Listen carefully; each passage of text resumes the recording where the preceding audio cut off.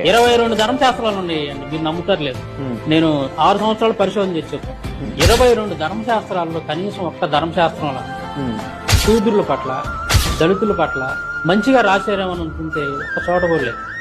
ఎంత దారుణంగా వాళ్ళని దూషించారంటే, వాళ్ళ నీడ తాగితే పాపం, వాళ్ళు కుండలో తాగి నీళ్లు, ఎంగిలి నీళ్లు తాగితే మీరు ఆ నీళ్లు కడుపులో ఉండగా చచ్చిపోతే మీరు నరకానికి వెళ్ళిపోతారు. మీకు తెలియక పొరపాటు 4 కుండలో నీళ్లు తాగితే మీరు వాంతి చూపిమంటారా?